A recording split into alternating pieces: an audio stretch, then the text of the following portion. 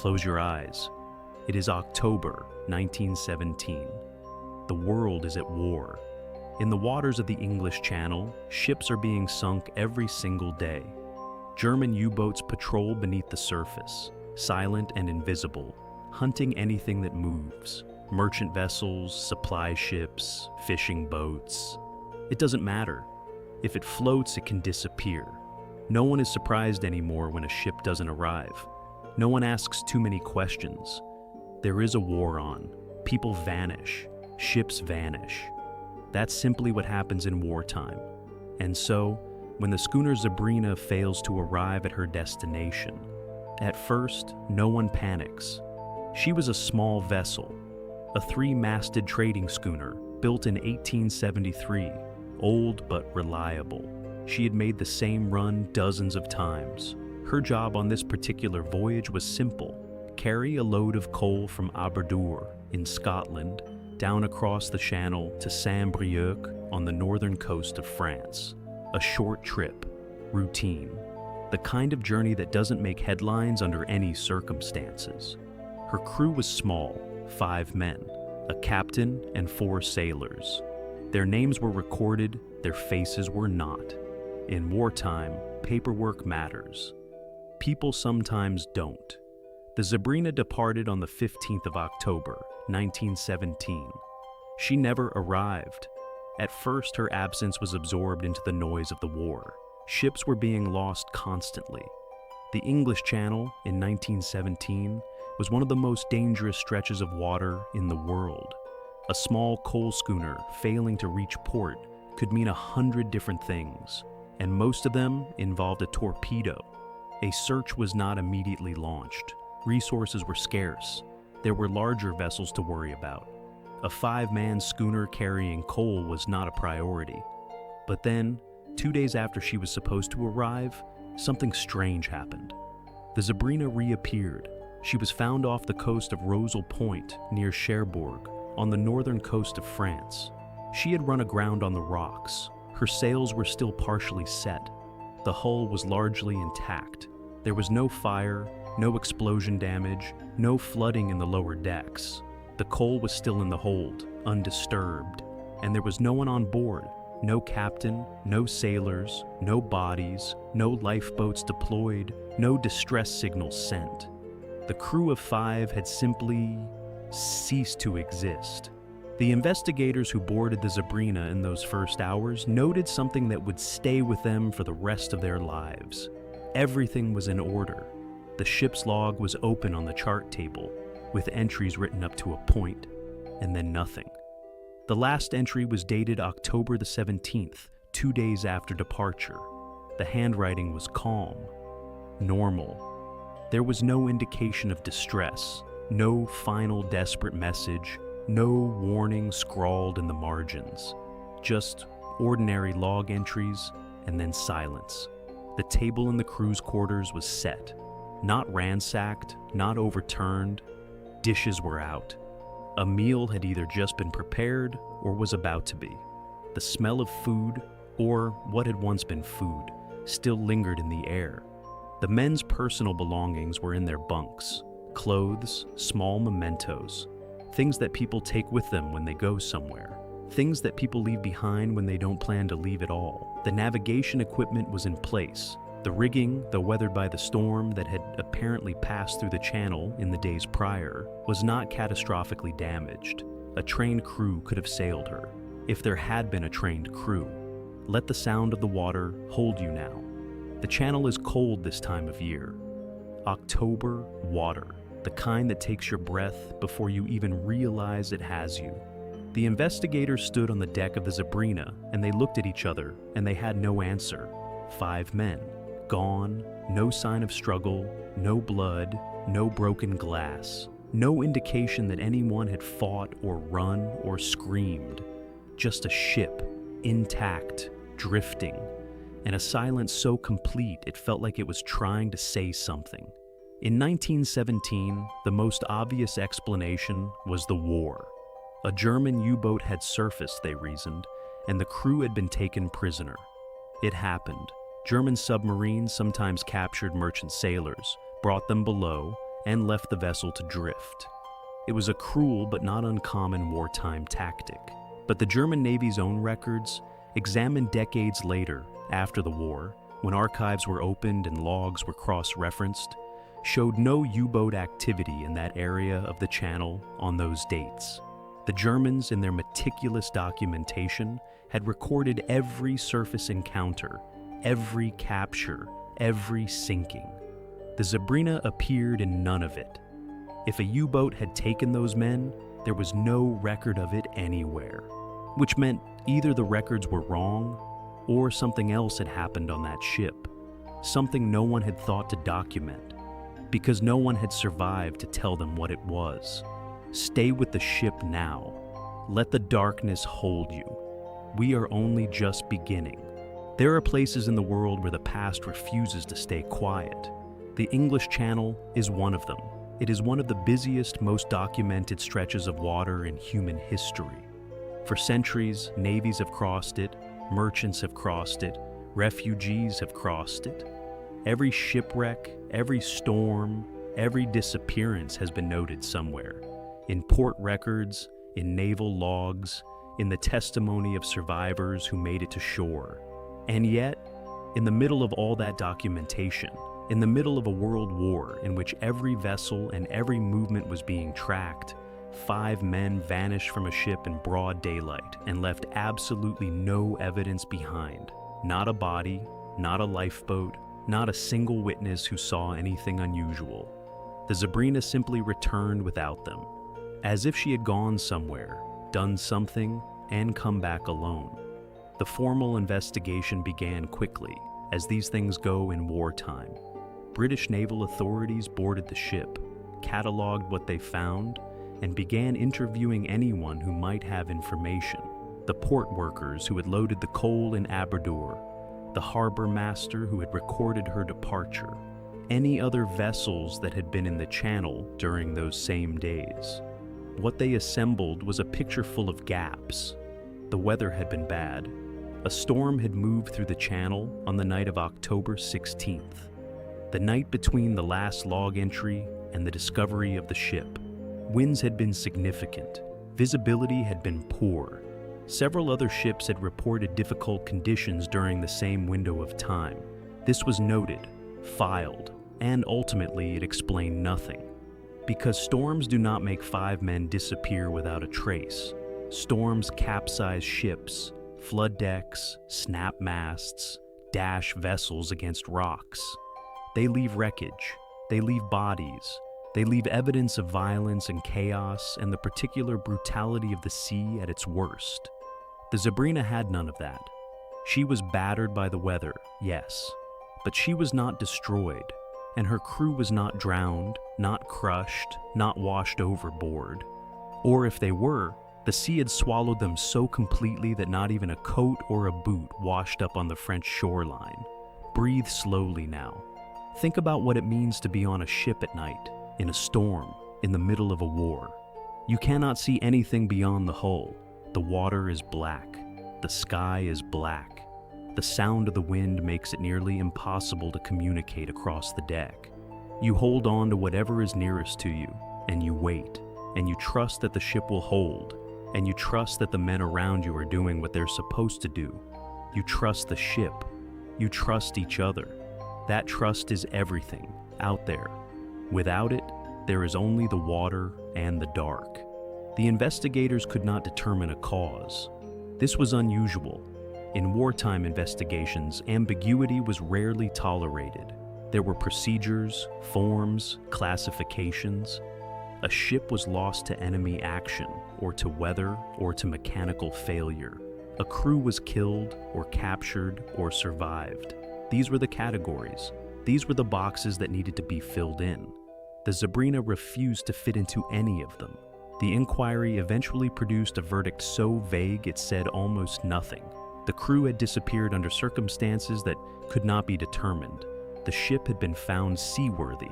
No enemy action could be confirmed. The case was closed. Not because it had been solved, but because a world at war does not have time for mysteries that don't advance the front line.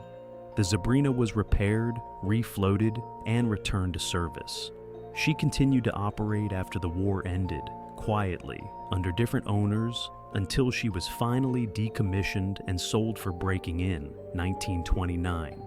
She was scrapped, reduced to materials, and the question of what happened to her crew in October of 1917 was folded into the enormous silence of everything else the war had consumed.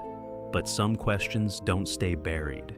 Over the years, as historians and researchers began to sift through the wreckage of the First World War, through the logs and the letters and the official records, the Zabrina kept reappearing, not because anyone had new evidence, but because the absence of evidence was itself so striking.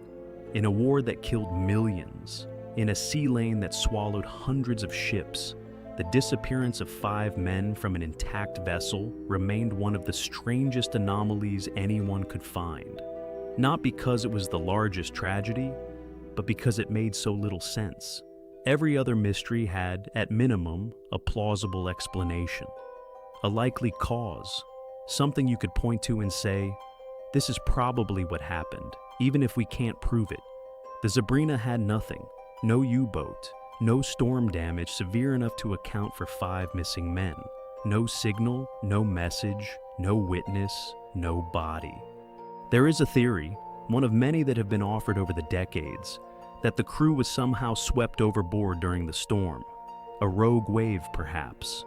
A sudden catastrophic surge that took all 5 men at once before any of them could react.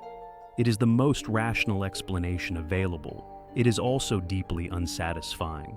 Because if 5 men were swept off a deck in the middle of a channel storm, at least one of them should have been found. The currents, the shoreline, the patterns of the water. All of it suggests that something would have returned. A body, a piece of clothing, something. The sea is not usually this thorough. Let the silence fill the spaces between the words now. You are very close to sleep. The ship is still out there, somewhere in the deep, and the water keeps its secrets. There is something that investigators noticed and rarely spoke about openly. Something that didn't fit neatly into any official report, but that kept surfacing in the accounts of the men who had boarded the Zabrina in those first hours after she was found.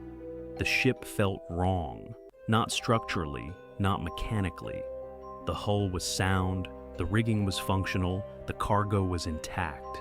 On paper, the vessel was in acceptable condition for a ship that had just weathered a channel storm.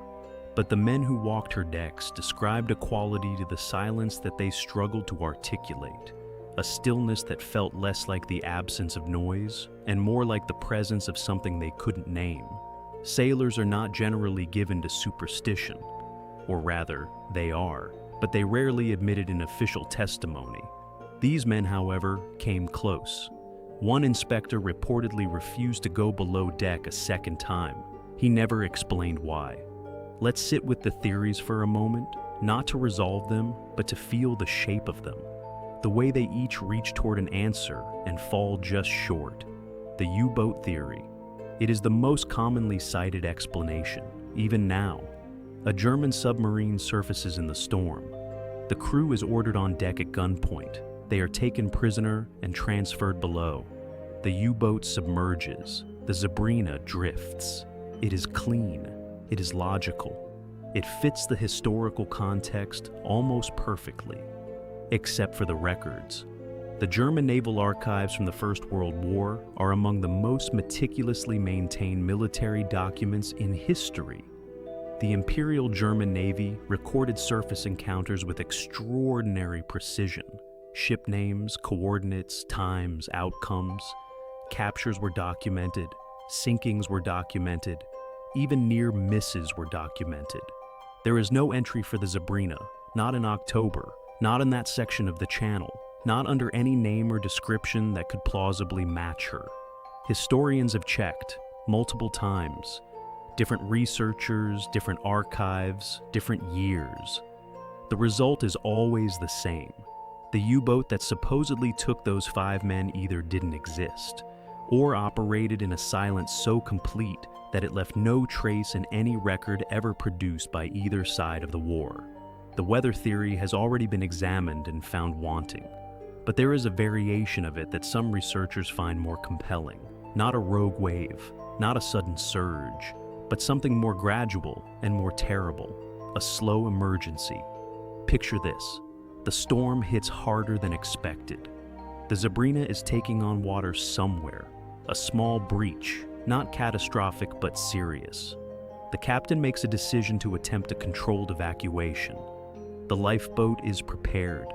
The crew boards it in an orderly fashion, intending to ride out the worst of the storm at a short distance from the ship and return once conditions improve.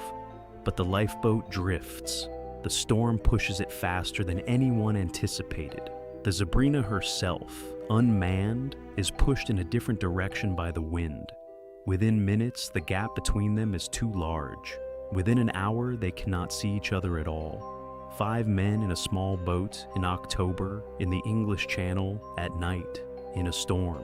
They would not have lasted long, and a small lifeboat in those waters, in those conditions, might never be found at all. It is a plausible sequence of events. It accounts for the absence of bodies. It accounts for the absence of signal. They may not have had time or equipment to send one. It accounts for the orderly state of the ship. They left in a hurry, but not in panic.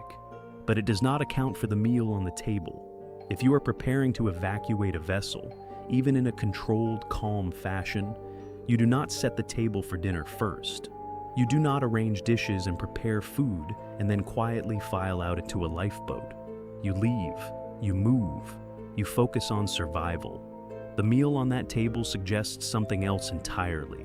It suggests that whatever happened, happened fast, or happened without warning, or happened in a way that no one on that ship was expecting. They were, by every indication, simply going about their lives, and then they were gone. Breathe. You are safe. You are not on that ship. You are not in that water. You are here, warm, and the sounds around you are the sounds of a world that makes sense. Let that feeling settle into your body. There is one more theory. It is the one that gets discussed least often in academic contexts, precisely because it has no evidentiary basis and no logical framework that supports it. But it is the one that the sailors of that era would have recognized immediately. The sea took them. Not a wave, not a boat, not an enemy. The sea itself, in the way that the sea has always, in the imagination of the people who sail it, had a will of its own, a hunger, an indifference so vast and so complete that it operates according to rules no human being has ever fully understood. The Zabrina sailed into a part of the channel that the war had made extraordinarily dangerous. She sailed into a storm. She sailed through water that had already swallowed hundreds of ships and thousands of men in the preceding 3 years of conflict. And when she came out the other side, she was alone. Maybe that's all there is to say. Maybe the sea doesn't owe us an explanation. The 5 men who crewed the Zabrina on her final voyage have no graves. There are no markers, no memorials specifically dedicated to them. Their names exist in port records and in the pages of the inquiry, and in the small, stubborn community of researchers who have spent years trying to understand what happened in the English Channel in October of 1917. But the sea has no record of them. The sea, as always, kept what it took. You are very nearly asleep now. The ship moves in the dark. The water is deep. And somewhere, in the silence between waves, 5 men are still sailing. There is a particular quality to unsolved cases that have aged well past a century. They lose the urgency of the investigation, the desperation of the families, the noise of the press and the bureaucracy and the official inquiries that go nowhere. All of that falls away, slowly, over decades, until what remains is something quieter and stranger. Just the question itself, sitting in the dark, patient, unchanged. The Zabrina has been gone since 1929, scrapped, her materials recycled, her wood and metal absorbed into other things. There is no physical ship to visit, no hull to stand on, no deck to walk. She exists now only in documents and photographs and the occasional black and white image of a 3-masted schooner that may or may not be her, the caption always slightly uncertain. But the question she left behind has proven more durable than the ship itself. What do we do with a mystery that has no solution? This is not a rhetorical question. It is a genuine one that historians and investigators and ordinary curious people have had to reckon with, not just in the case of the Zabrina, but in all the cases like her. The Mary Celeste, the Joyita, the Bechimo, ships that returned without their people and offered nothing in the way of explanation. There is a human instinct, a deep one, almost reflexive, to find a pattern, to impose order, to say, here is what happened, here is the cause, here is the sequence of events that led from A to B to C. We are storytelling creatures. We need the arc. We need the ending. The sea has no interest in providing one. This is perhaps its most unsettling quality. Not its depth, not its storms, not the creatures that live beneath its surface, but its absolute indifference to the human need for narrative. The sea does not care if the story makes sense. The sea does not care if there are witnesses or records or grieving families waiting on shore. The sea just moves. And sometimes, when it moves, things go with it and don't come back. Let your breathing slow down now. In through the nose. Hold it for just a moment, and out. The weight of the day is leaving your body.